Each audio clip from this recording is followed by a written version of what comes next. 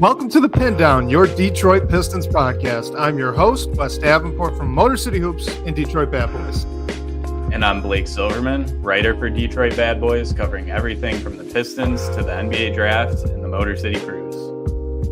And all right, guys, so we are recording immediately after the Pistons 121-113 loss to the Atlanta Hawks. If you guys are tuning in live with us, either on YouTube or Twitter, thank you so much. We appreciate you guys. Make sure you do go ahead and like and subscribe. We're not good about saying that on the YouTube page, so please do like and subscribe on the YouTube page. It does help us out a lot. And on the podcast platforms, if you want to leave a comment, we do sometimes watch those. So, we appreciate all the interaction in that way. But, I feel bad because I said this was the Pistons 121-113 loss to the Atlanta Hawks when really this was Malachi Flynn's 121-113 loss to the Atlanta Hawks. Was it not? What a game. Wild. 50 points, 5 threes, 6 rebounds on top of that, and 5 assists, 4 steals. Like, what got into that man? Like, he did it off the bench too, and they mentioned on the broadcast it's only the third bench 50-point game of all time. Most points a Piston has scored off the bench. So I wasn't expecting it, but I'm happy to see it for him. It made the game super fun. I was happy to see the team get pumped for him on the bench. It just made a game that I went into like kind of not very excited to watch. It ended up being very exciting because of Malachi Flynn. Oh yeah, it did become pretty incredible to just watch that point total keep going. I mean, I think at halftime he might have been on pace for 40, and then obviously he exceeded that when even 40 at the time felt like, pump the brakes a little bit. But all right, let's just open it up here. This is my claim, Blake. This is my claim. This was the most improbable 50-point game in NBA history. So I want to read some things off to you, and here are the numbers. Jamal Crawford, 14.6 points per game for his career. Nick Anderson, 14.4 points per game for his career. Malachi Flynn, 5.2 points per game for his career. Why am I lumping these three guys together? Because they are the only 3 players in NBA history, per the broadcast, to score 50 points off the bench. That's it. He's averaging 9 less points per game for his career, and he just scored 50. That's insane.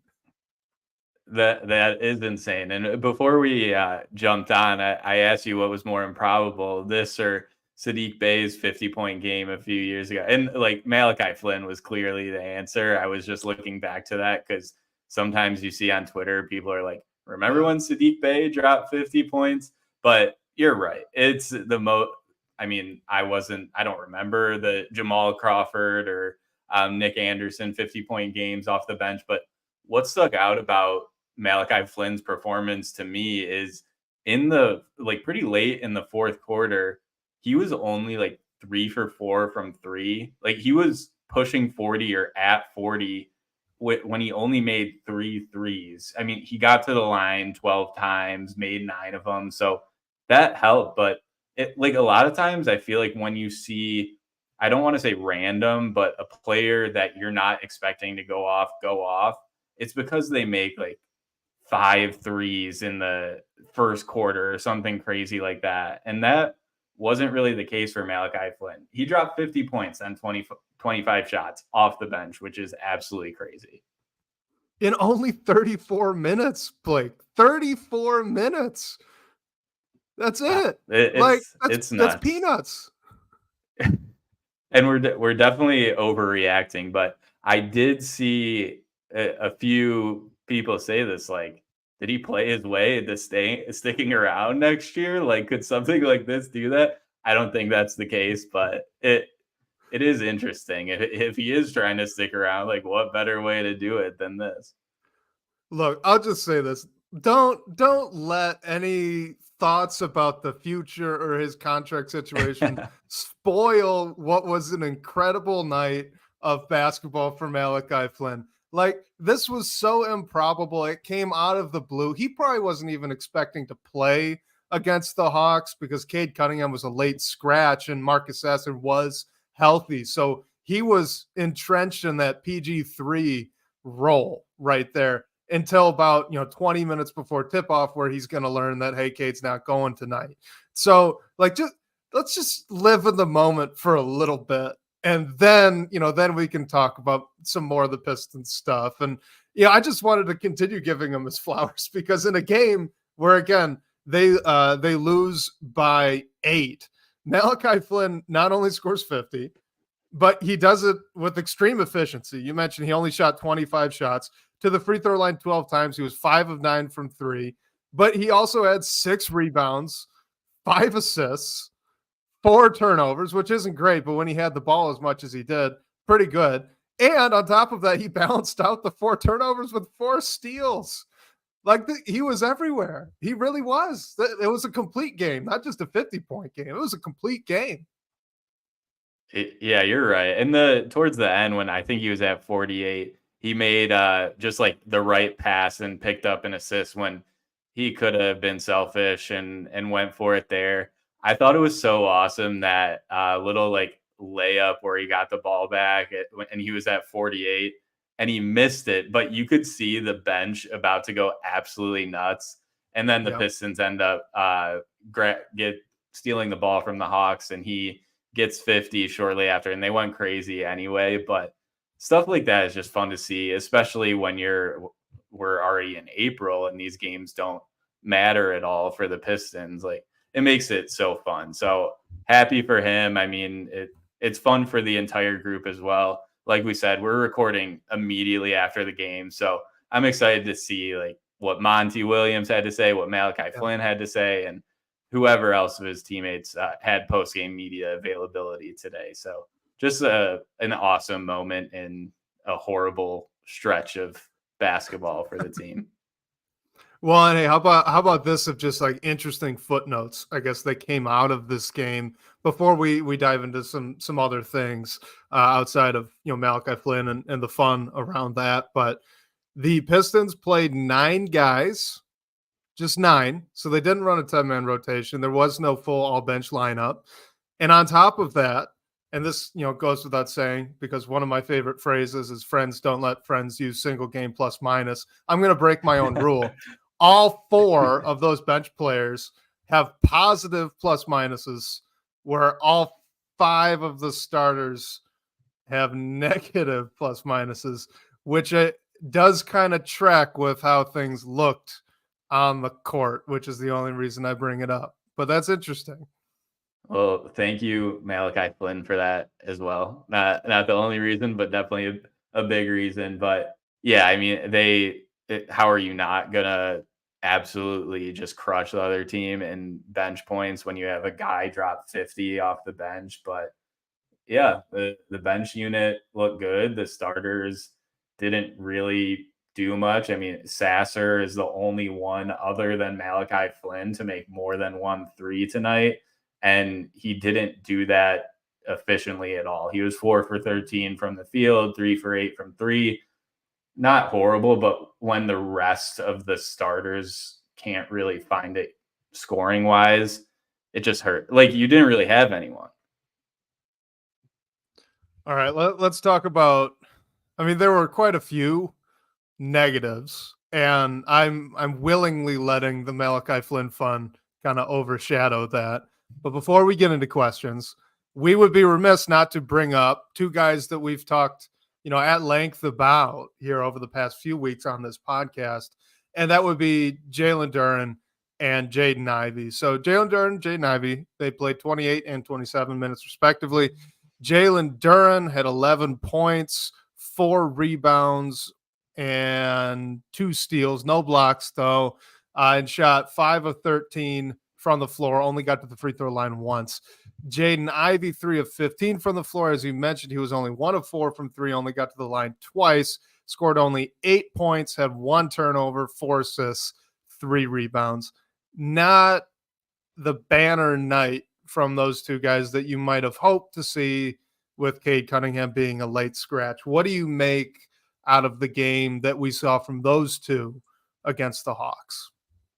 It was interesting because when the game started, I was actually about to text you and say, "Oh, so we're getting a Jalen Duren game tonight," because it seemed like he was just the usage guy on every possession to start the game. It didn't end up really being that because of what Malachi Flynn did, but going into this game, Cade Cunningham's a late scratch that throws things just through a cycle immediately when you're about to play. Really, it should be one of those games where Jaden Ivey cooks, like perfect situation for him to do that. Unfortunately, it didn't happen. Like 3 for 15 from the field, 1 for 4 from three, like you said. Definitely made some defensive mistakes as well. And it wasn't just him. I don't mean to pick on him. Duren made some mistakes defensively as well. And the starting group just didn't look good as a whole. Thankfully, what Malachi Flynn did and the rest of the bench came in and brought some different mojo in and brought things closer, kept things close. But yeah, it just was definitely a bummer of a night from those two when this is a perfect game where you really want to see things out of them, especially when you're playing a team like Atlanta who you can score points on. You know what I think has been, I guess, interesting to follow this season is that regardless of the context, right? So that being Cade healthy or not, who's out there with him, if he's with the starters, if he's with the bench unit, it seems like Jaden Ivey is more or less playing the exact same role every night. That's not necessarily a bad thing. And he did shoot 15 shots against the Hawks. Like that's not nothing. He did get plenty of volume in that game. He The just didn't most of capitalize anyone on. besides Flynn. Right, exactly. Yeah. So like he got the volume. He didn't capitalize on it. And I guess what's been most odd to me, I can't think of a better word. I'm tired, guys. I'm sorry, but most odd to me is the types of plays he's getting. He's not getting a ton of like DHO stuff. He's not doing a lot of ISO stuff, which you'd think you would want your other top 5 pick guard to do when Cade Cunningham, for example, goes out, right? Either to the bench or misses a game. He's not really doing that. I mean, it seems like most of those touches end up going to, against the Hawks. It was Duren. Sasser got a lot of it, and obviously Malachi Flynn once he started rolling. But I can't remember a game outside of that Brooklyn game where Ivy went off for, I think he went over 40 that night, that he has gotten that type of, increased volume in that way, rather than just getting more attempts in this kind of narrow silo that they use him in at the moment. Are you seeing the same thing? Yeah, in general, he just hasn't been able to get it going most nights, and he hasn't like Cade Cunningham has been a guy where the start of his career, sometimes we still see it. He's slow to get going, and then the second half turns on and he's cooking. Ivy, I haven't really seen that from him much. It seems like he needs to get into a rhythm early. And like you said, he's getting the same sort of look. So maybe it is using him in a different way, but he's not getting that opportunity. So how are you going to get him going if he's just doing the same things? I'm not in his head, obviously, but he is probably lacking confidence. What do you need to do to get a guy like that going? Because it seems like everything they are doing, he's just not able to find it when he gets out to a slow start. So you'll find this interesting. These are all from NBA.com, which is kind of compiling Synergy stats. But this is for just Jaden Ivey. All right. So Jaden Ivey, 24% of his play types, which is just 24% of the types of plays that he's participating in when he's out on the court. 24% is as a pick and roll ball handler. 24% is as a spot up shooter. So roughly half of his volume right now is in those two silos.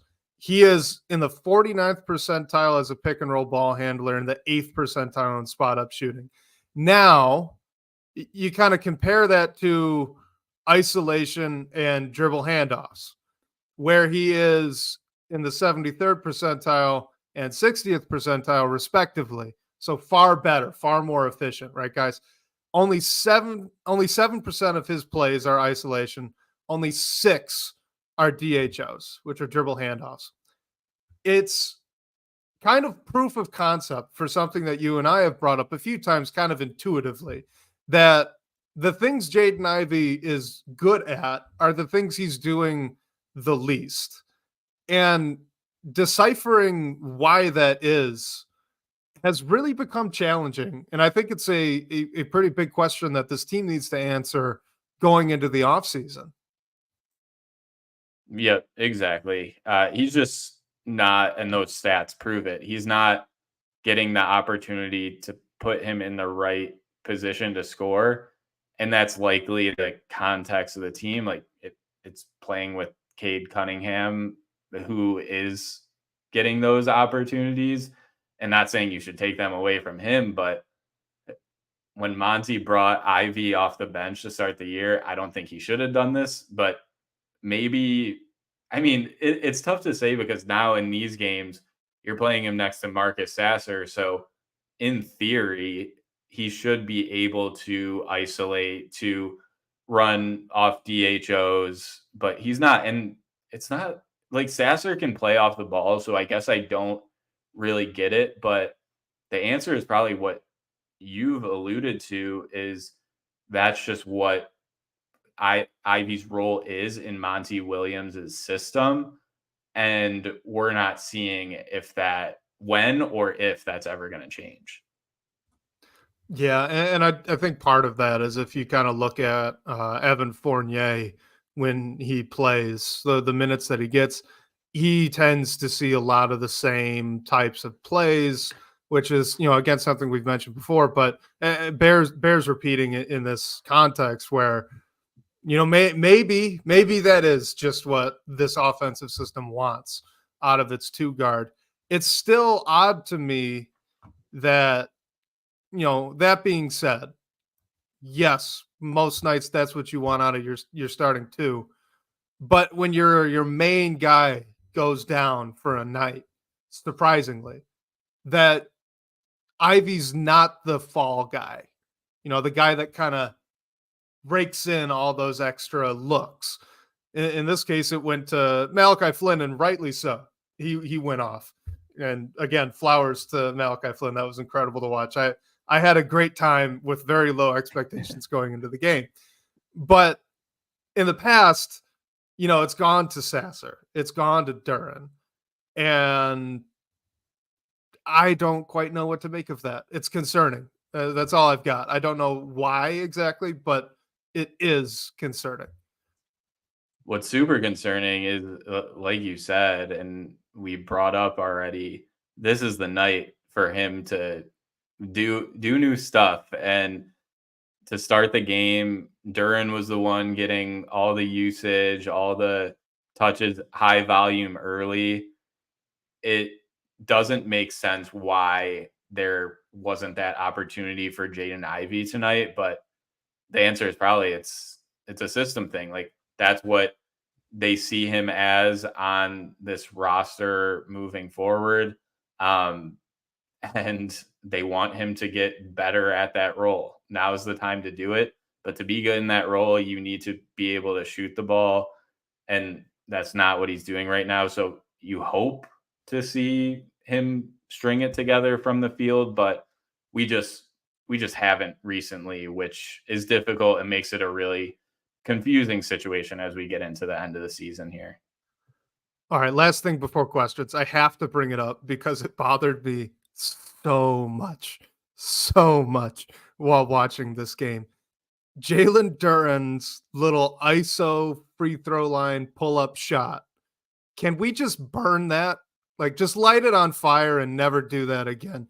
Same thing with him taking a fast break coast to coast and trying to throw a lob pass to Tosan Awoma. Let's Oh, just God. burn that with fire. Get rid of it. Am I wrong? That was terrible. Terrible, terrible process. I don't care that one of the shots went in. That was awful.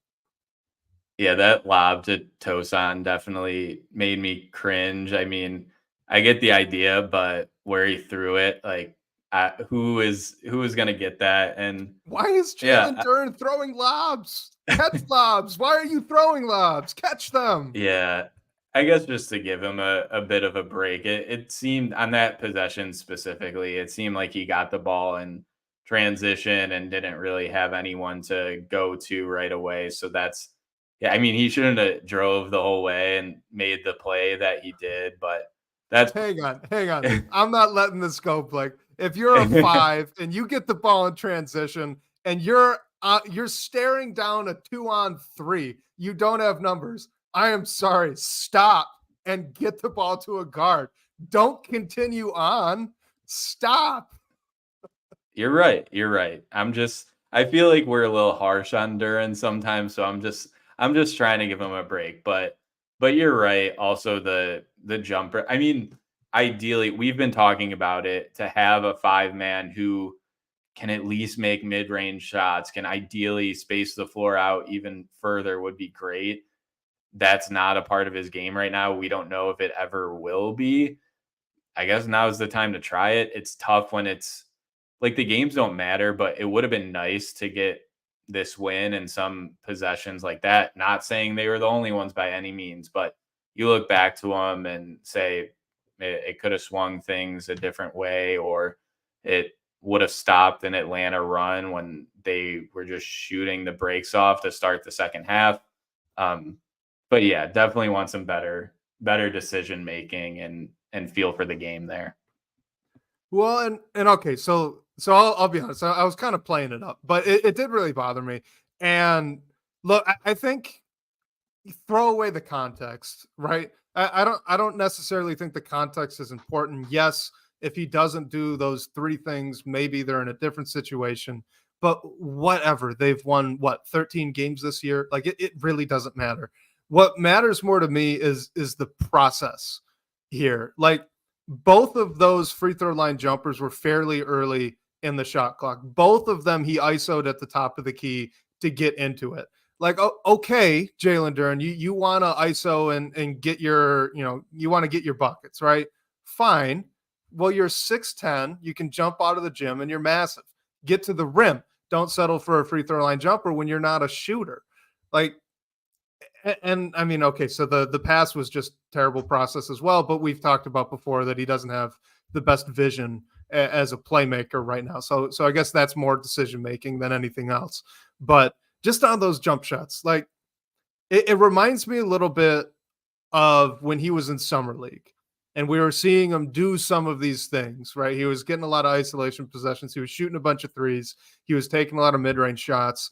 And it's just the pathway for Jalen Duren to become a really great NBA player doing those things is so narrow that I'm not even sure it's worth pursuing. He could be a fantastic lob threat big. He could be a fantastic short roll passer. If he could become a good defender on top of those things, you have a really special 5, a guy that's going to be worth a lot of money. So why are we just so obsessed with trying to make him Bam Adebayo for no reason when he's not shown it before? Like the process just bothers me so much when he does have so much potential to excel in these other ways that he's already pretty good at. He could be elite at all of them. And this is where some of the reps go. And that just bothers me so much.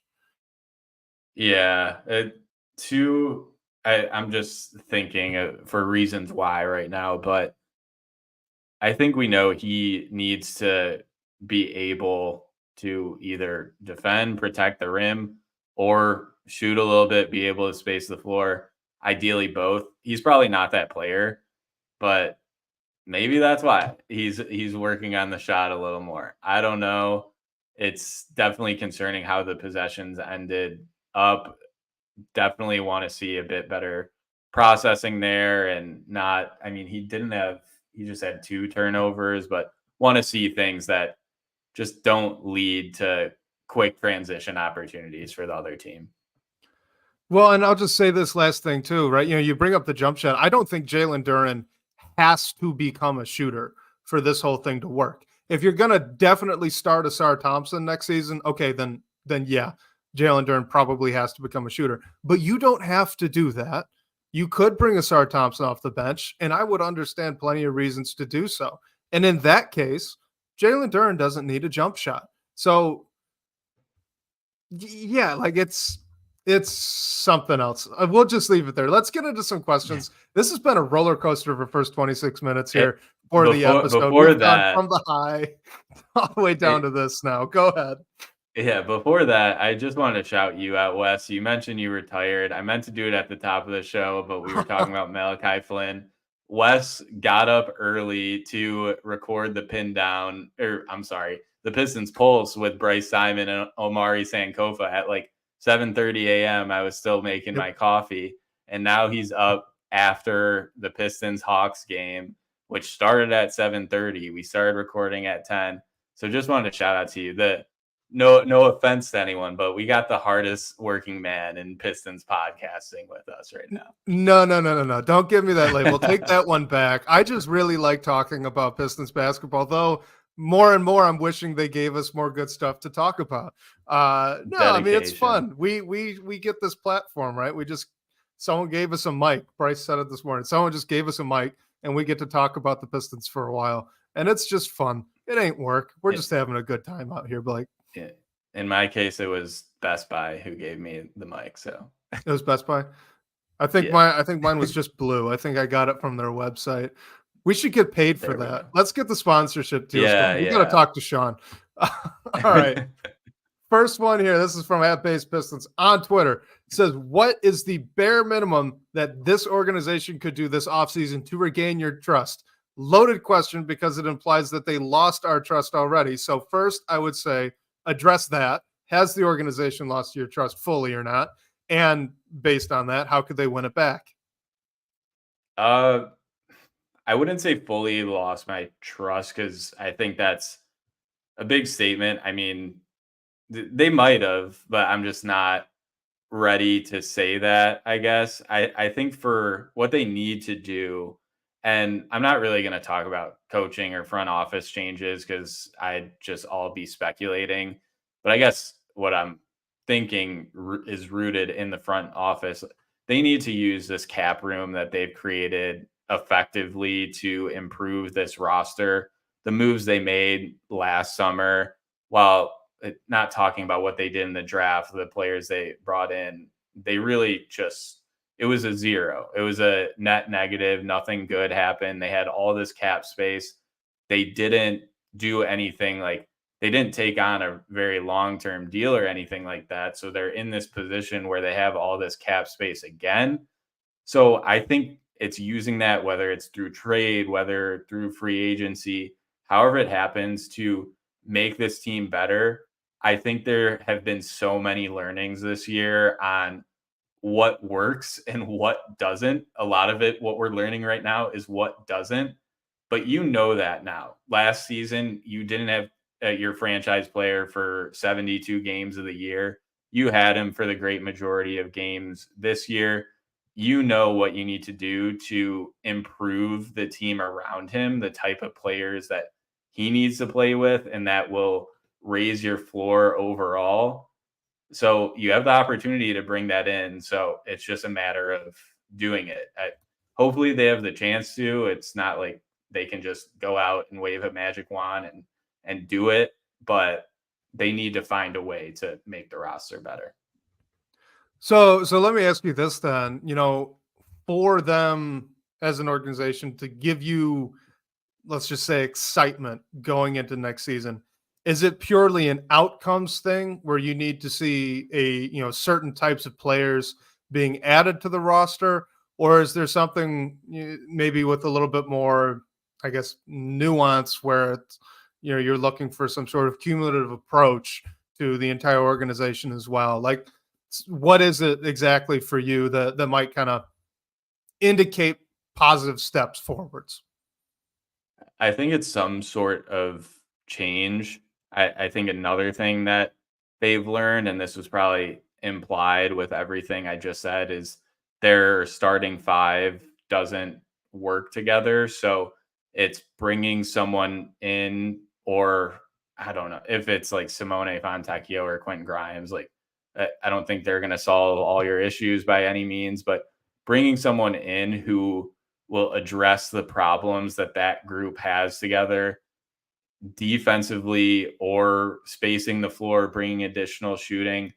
If it's one or the other, ideally both, but like long 3-and-D wings don't are hard to come by. Like every team in the league is trying to find those guys. That's why they get paid the amount that they do. So I don't think it's going to be easy, but I think it's just a matter of, if you're not able to get the perfect player, at least get someone who addresses one thing that is an issue here. Yeah, I think that all makes sense. And that's kind of where my head went as well when I was reading the question. Yeah, I think for me, like the one thing, the one big overarching thing that they could do to like make me very excited that there's going to be multiple positive steps forwards next season would be over the offseason if they build out the roster with a cohesive vision. I would say you're looking at this roster right now. It seems pretty clear that if there's not directly a difference between what Troy Weaver envisions and what Monty Williams envisions, there's at least a disconnect there. And it's become very obvious out on the floor that the guys that they have right now on the roster just don't quite fit what Monty Williams wants to do. And I mean, look, some people aren't going to like this, but as long as Monty Williams is the coach, then all that really matters is how he wants to use guys. So, what they could do this offseason, if Monty Williams is going to remain the coach, build out this roster in a way that fits what Monty Williams wants to do. And, I have no idea what the ceiling of that kind of roster would be. I have no idea what the exact moves would be. Obviously not, right? Like, that's too hard to predict. But if you can do that, I do think there would be significant improvement. And I do think that they would have the potential, if they do that around Cade Cunningham, to push for a play-in or a playoff spot. Like, those are in the cards. They have to do it, though, and that's going to be some tough decisions.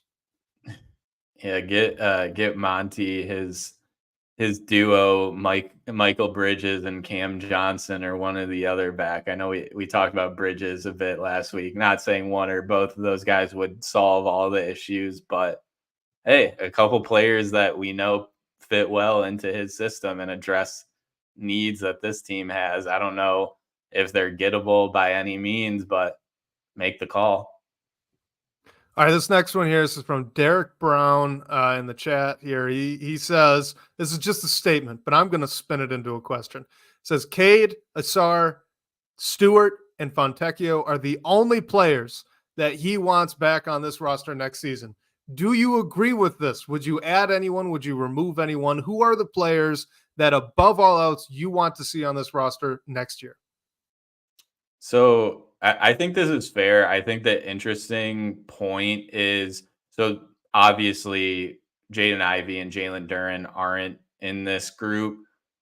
I don't know. Like, maybe you do move on from both of them. Maybe there's a deal on the table where they would net you back something complimentary, like a Michael Bridges. I don't know. The other thing is, and this one is really interesting, is we haven't seen much of any of Quentin Grimes. He was brought in at the deadline. We've seen like 6 games of him as he's fighting through injuries. We know he's a good defender. The shot, he's been a good shooter in the past. He's struggled this year. He struggled the little bit that we've seen of him in Detroit. I don't know if I would want to give up on him that fast, or if the front office does. I mean, I don't know anything by any means, but I mean, they gave up Bojan Bogdanovic and Alec Burks to bring him in. Those are guys you could have parted with anyway, but I think he might be another one. I think if you're looking at to say these are the guys that are untouchable in a trade, we want them back on our roster. I don't even know if the list is this long, honestly. It might be Cade and Asar, but that's putting sort of the question or statement that Derek has here into a bit of a different context. Like, this is really about guys that we think will improve or be positives on the team next year. I think this is a great list here. I think of the other three names I mentioned, at least one, maybe two will probably be on the roster next year, but it's definitely a good debate and discussion on whether they should be. Okay, let me throw you a curveball here because this is what I was thinking. So I want to ask it to you before I answer it myself. But is the answer you would give to this question, like you personally, different than what you anticipate the Pistons front office's answer would be to this question? And if so, like what's the difference? So are we saying like guys that they want to play in basketball games next year, not Yes. guys that they would make? Okay. I see, the thing for me is I really don't know, and I would just be speculating again on how they view Jaden Ivey and Jalen Duren. Like, the front office might think differently than any of either of those players than Monty Williams does. I mean, I know that Isaiah Stewart is valued in the organization. I know they went and made a deal and brought in Simone Fontecchio so they could keep him for the long haul, or not necessarily the long haul, but at least into next season and probably beyond. So I would say yes, but I feel like they might also want probably Jalen Duren back next year. But I'm not confident in either of those. Interested to hear what you think. Yeah, for me, they would be different. I think the organization, and again, this is pure speculation. I know absolutely nothing, but just based on what we're seeing in games, I would guess that the organization would very much want Cade, Asar, Duran, Fontecchio, and Stewart back at all costs. Me personally, it would just be Cade, Ivy, and Fontecchio. I would be, and like if we're talking just like, guys that are legitimately untouchable, it's only Cade Cunningham. Like the list starts and ends Mhm. right there. Um, I'm still very bullish on Jaden Ivey. I still think he's going to be a really good player. And I do fully believe that if they moved on from him this offseason, which it seems like it's in the cards, right? It does seem like it's in the cards. If they do that, I would definitely expect him to go off and be really good somewhere else. The thing is, like, if this is going to be the usage that he gets, if this is the role that he's going to play, he's probably not going to be that great here. So, I mean, that's kind of a bummer, but yeah, Right. I'll just leave it there at that one. So let's go to this. This is from Rames. I thought this was a pretty good question here. Rames in the DVB comments. He says that seeing how Cade Cunningham is a top 25 scorer in the NBA right now, is it more important to surround him with quality role players, or would he still really benefit from adding another 20 plus points per game score? I think you still need another guy who can score the ball alongside Cade, for a couple of reasons. Like, if for some reason there's a night where he's not going, you need someone else to go to get your offense going. Um, and also, just all the good top teams in the league have a secondary scorer next to their star, or they have multiple stars or three stars, whatever it might be. I just think to be successful in the league, you need guys who can score the basketball. That sounds like a obvious statement to make, but it's true. And ideally, it's someone who can shoot the ball as well. I think not only Cade, but the rest of the group would benefit from having someone else to go to, because the offense, we've seen it stall at times when Cade isn't really cooking and or slow to get going, whatever it might be. So it's big for the rest of the group too. Obviously, we know after this long season, it's important to surround him with quality role players that complement his game and the rest of the players on the court. But I think it's pretty much necessary to have another guy who can at least get close to 20 points a game. Yeah, I mean, like you said, in the NBA nowadays, like you need you could probably bump this number up to 23 or more points per game as a guy to target and add. Like they need, if not a go-to guy, at least a secondary scorer for, like you said, if Cade is off, then it's super valuable. But even with Cade, when Cade is on, I mean, we saw this season him put up over 40 points and the team still lose. And it's because no one else stepped up to the plate and took it the rest of the way. Like, you just need multiple guys that could go for 30 on any given night. And ideally, they go for 30 together pretty frequently, right? So I would say that has to be a priority, especially if you don't think Jaden Ivey can be that guy next season. It has to be a priority. The role players really need to improve as well. I think the tricky part about this question, though, is that in an ideal world, that other 20 points per game scorer would be a forward.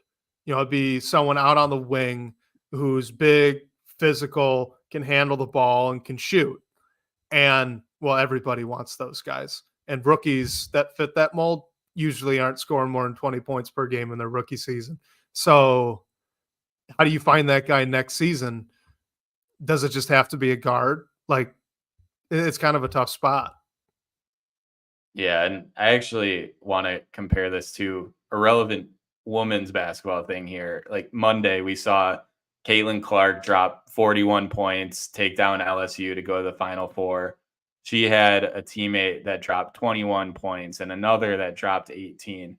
When you have a player like that, a star player that you know is going to get theirs, defenses are either going to scheme and double them, whatever they want to do, or let them get theirs and say, okay, the rest of you go and beat me now. And that, I mean, debatable on what happened in that game, but I think it's a total different game if the supporting cast isn't there.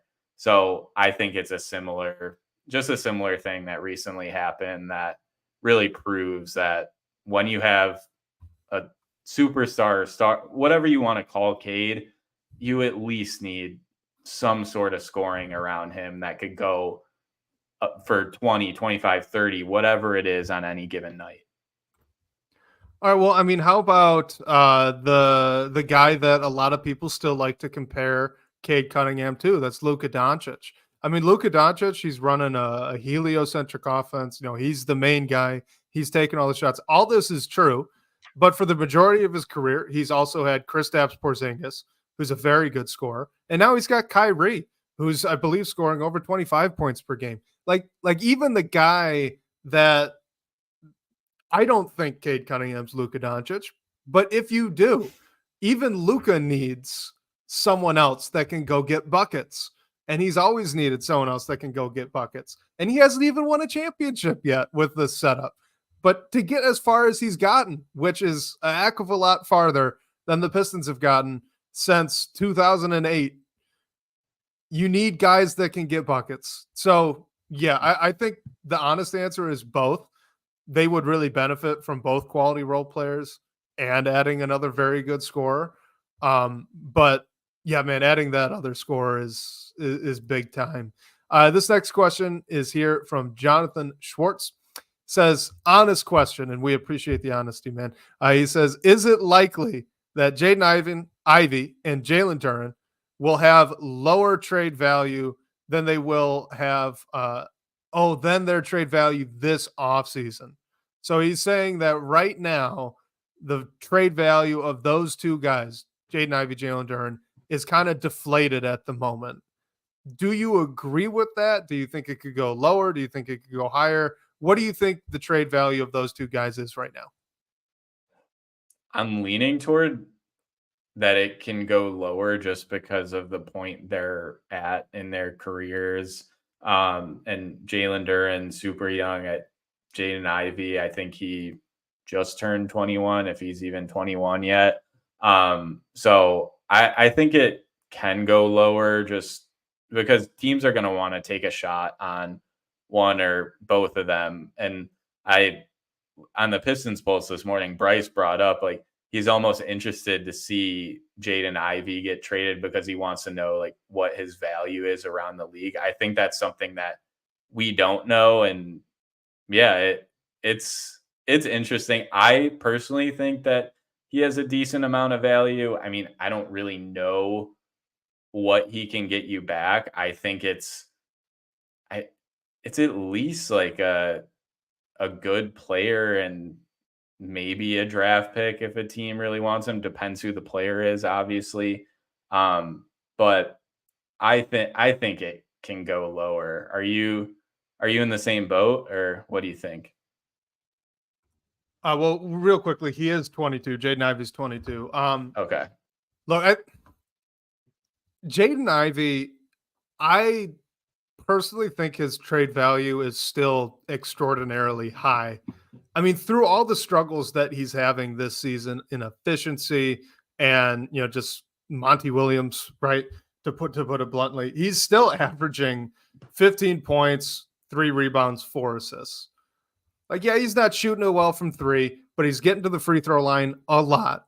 He's a fairly good passer and flashes a lot of playmaking talent. And he's an incredible athlete who finishes around the rim at a pretty good clip on a lot of attempts. Like, the raw pieces are all still there. And truthfully, it's not necessarily that Ivy has regressed this year so much as he's stagnated from his rookie year, which you are able to explain away a little bit just with the presence of Cade Cunningham coming back and Ivy shifting to a little bit more of an off the ball role.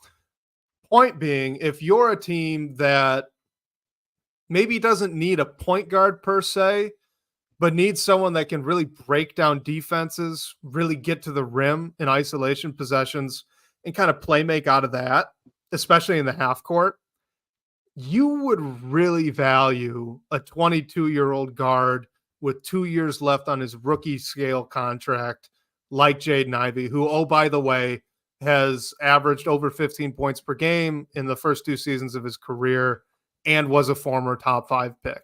Like, that guy, that's one of those kind of rare second draft guys where they've had a lot of success, but they haven't perfectly meshed anyway with the context that they're in. So, I mean, long story short, I think Jaden Ivey would have quite a bit of trade value. And I think Jalen Duren, as much as I have defensive concerns about him, I mean, he is so young. I don't think it would be too difficult for another team to look at him and go, hey, we can fix him, right? I mean, James Wiseman, for all that he was in Golden State, which is not a lot, got Sadiq Bey, who you mentioned scored 50 points for the Pistons. Like, you could probably get something pretty good for Jalen Duren too. So, I really don't think that either of those guys' value right now is all that low. I mean, is Jaden Ivey's value lower than it was when the Pistons picked him and it seemed like every other team was calling to see if they could get him? Yes, definitely. Mm-hmm. How much lower? Maybe not all that much. Yeah, I'm with you there. I still think they're pretty big trade pieces if they're ever going to be in that conversation. And like we've mentioned, I mean, really since the start of the year, if you do move on from Ivy, he's going to be one of those guys that can probably go off in a different situation and one of those that might leave a little sour taste in your mouth. So it might be that he needs a new situation, so that brings his value a bit lower. But yeah, I'm leaning toward the value can go down from here because I think it's still high. All right, how about this, Blake? Would Jaden Ivey be the number one pick in this year's draft if he was coming out right now? Whew, that's a tough one. I've heard people say that, but I'm gonna say no, just for the sake of conversation. I think he would go high. I'm just gonna say he wouldn't go one, just because I think there is an interesting big man prospect that you have there, and Alex Sarr. There's also some wingy type players that we mentioned. Every team in the league needs. Everyone is trying to get them, and they're hard to come by. So I'm gonna say no. I mean, I think he'd definitely go 2 or 3 or really high, but I'm gonna just say that he wouldn't go number one. We're on the same page. I would take Sarr over him. I think, the archetype that Alexander Sarr is kind of in that Evan Mobley mold. Now, Evan Mobley was a much more complete prospect coming into the league than Sarr is right now. So you do have to downgrade it a little bit there. But that type of player is still so valuable to NBA rosters right now. A big guy that is athletic, he can move, he can shoot, and he can block shots. Like, that guy changes your scheme on both ends in terms of just what you practically can do and how creative you can get. So everybody's looking for that, right? I mean, everybody wants Evan Mobley. Everybody wants Jaren Jackson Jr., Chet Holmgren, Wembanyama, even though he's like to the nth degree of this type of player, right? Like these are the guys that everyone's trying to grab right now. So I do think Sarr would still go number one.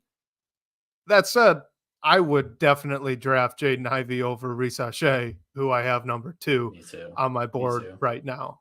I mean, especially, if we just erase his 2 years in Detroit and he's just coming out of Purdue right now, right? We don't know anything. The profile that Ivey was, I mean, I was all over it. I think he was a fantastic prospect. Still do, for the record. But so I'd take him too. Would you draft Jaden Ivey over Reed Shepherd? Oh, yeah. No question. I just said I'd take him too, Blake. I just said I'd take him too. Hey, I know you're a big Reed fan, I love so Reed. I wanted to see. No, yes. And it's a good question because now, right, where the Pistons are, preview for draft time, but I'm going to be talking a lot about fit.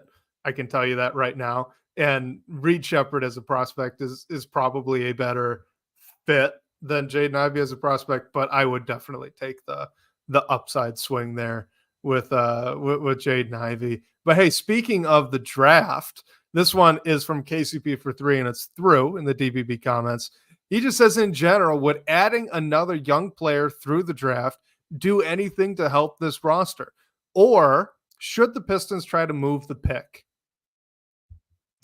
Yeah, I'm going to add a bit more context that he added in the DBB comments that we just couldn't fit in the banner here. So wanted to call it out. He, KCP for 3 and it's through, also mentioned that he's been very underwhelmed by the draft prospects, specifically Sarr and Reese Shea, and even mentioning that the college guys have been a bit lackluster, not the most exciting prospects. So I think it's a valid conversation. I think they should definitely consider moving the draft pick. As we've brought up a bunch of times, we don't know if they'll be able to. We don't know if there are other teams that are going to be interested, because even though, like, Wes and I both have Sarr number 1 on our boards, but I'm sure there are, like, this draft is as open as any. We don't know with whoever wins the lottery where they're going to go. And because of that, other teams, especially if they have a pick in the top 5, top 10, they might just stand pat, stay and see if their guy falls for them. But I think on the other side, bringing another young player in is a valid point. Like, Wes, you've brought up in the past, we don't need any more young guys. We have our hands full. We're trying to develop them as much as possible. And we need, like, vets or at least a little more proven guys that complement the roster that can help maximize it. So I think that's fair to say. That's definitely what you're doing by keeping the roster the same and adding another young player that you're prioritizing through the draft. The flip side of that is, do you know if all your young pieces are still going to be on the roster next year?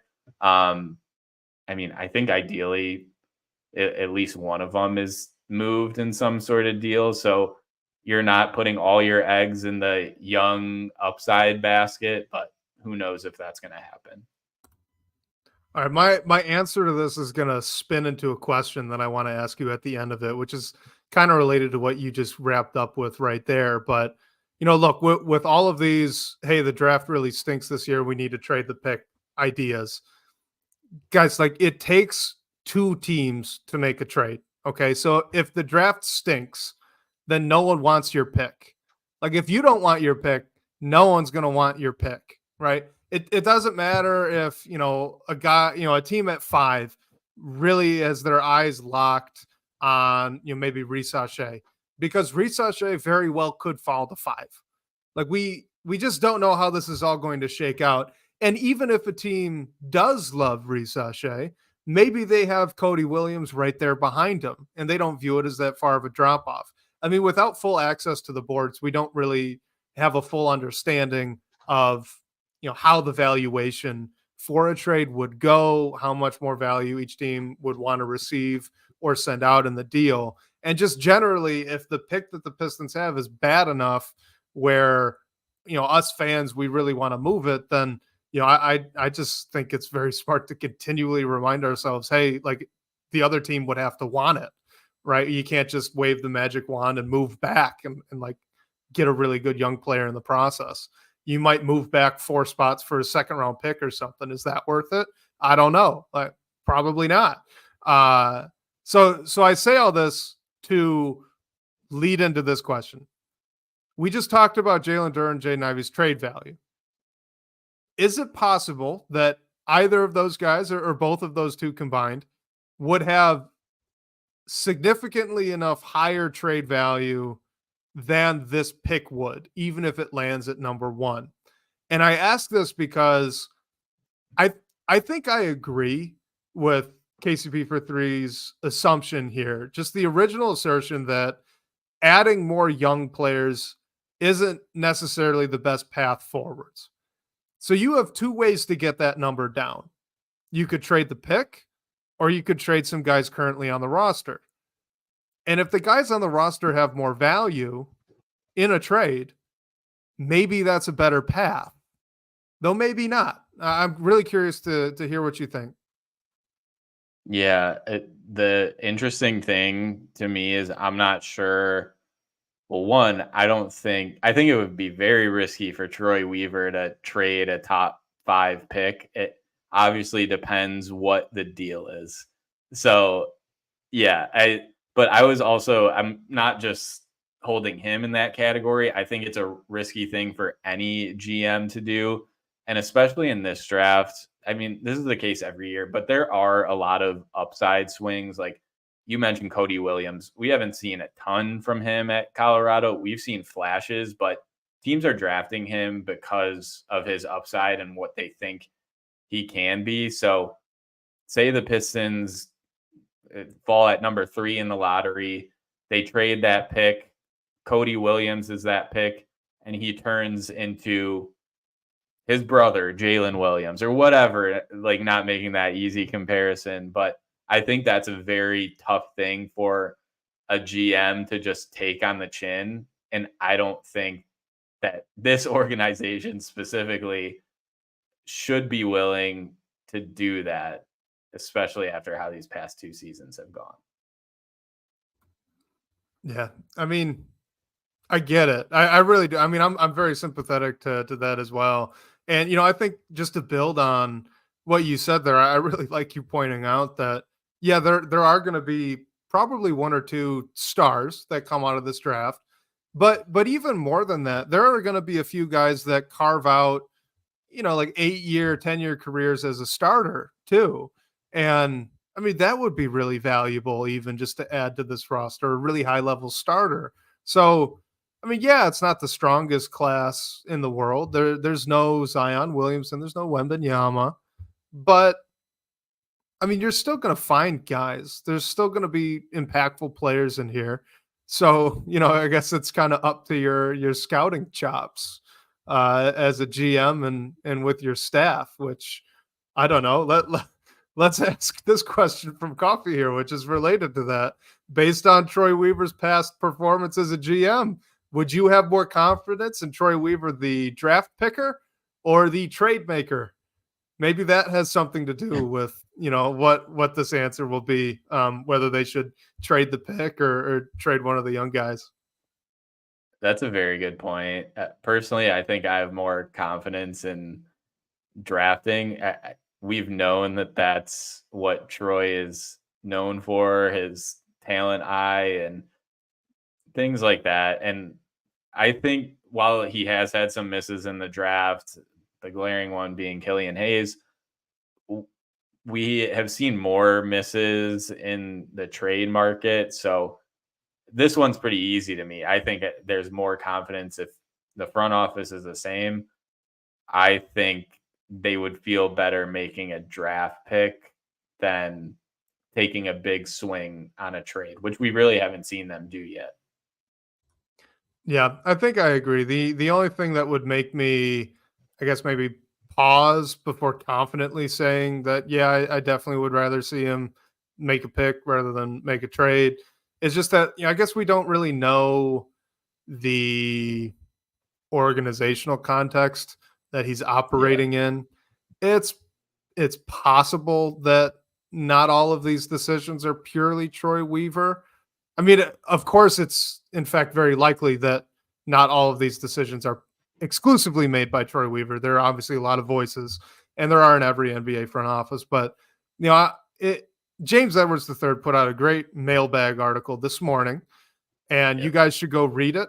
It was really good, answered a lot of very good questions. And there's a part in it where he's alludes to maybe there being significant other cooks in the kitchen. I'll just put it that way. And if that's the case, and there have been significant voices influencing the construction of this roster, maybe there have been mandates on how the roster should be constructed. Maybe Weaver's wanted to do things that he hasn't been able to do yet. I mean, like, these are all big if, ands, or buts, right? Obviously, we don't know. It's pure speculation, but without knowing that, like without knowing for sure that everything that's happened is 100% on Troy Weaver as the GM, I guess there should be a little bit of leeway, in my opinion, where maybe if you remove the bumpers along the alleyway, that it would have looked different. I don't know though. And my gut feeling is exactly what you said. I mean, the draft has far better track record for Troy Weaver than does trades. Yeah, and in James Edwards' article, he also mentioned that he's heard rumblings or wouldn't be surprised if the team brought in like a president of basketball operations above Troy to be the final decision maker. And obviously, it gives us a little bit of an insight into some of the issues that might be going on. I mean, we don't know for sure by any means, but maybe maybe right now there isn't really that, hey, this is what it's going to be person that is the final stamp of approval. So maybe doing that, and you could do it different ways, like just make things less siloed and have clear responsibilities. I'm using like corporate talk right now, but like just having something clear, I feel like might help as well, like James pointed out in his mailbag article today. Yeah, just real quick, guys, to be clear, to make sure we're not like aggregating the article or anything egregiously, right? He also mentioned things about potential changes with the coaching staff. He mentioned that Yeah. we don't know. I guess what you said about Troy Weaver potentially having someone hired above him. That wasn't like a solid report or anything. You guys Right, really go yeah. read that article. It was a great mailbag article. Lots of good nuggets in there, lots to pull from. But we're going to wrap it up. The Malachi Flynn game. That's what that's going to go down in history as, Blake. Let's just come full circle. The Malachi Flynn game. What a fun Yes. game, even though they lost. That was incredible. I got to give it to them. Yeah. Yes, April 3rd, 2024. Mark it down in the history books. Shout out to Malachi Flynn. Shout out to Wes for getting up early to do the Pistons Pulse, staying on late to do the pin down. We appreciate you, my man. Go get some sleep. Everyone, thank you for joining us live. Please like and subscribe at Detroit Bad Boys. We're going to get better at saying that. Leave a review on Apple, Spotify, wherever you listen to our podcast. It really helps us bring this thing further and do some more cool stuff. So thank you, everyone, for joining. And special thanks to Sean Corp, our managing editor over at Detroit Bad Boys, for supporting the show. Shout out to you guys for the great questions and talking points that you gave us tonight. We'll catch you next week, whether on your commute or live with us here on YouTube or Twitter. We can't wait to talk more Detroit basketball with you all.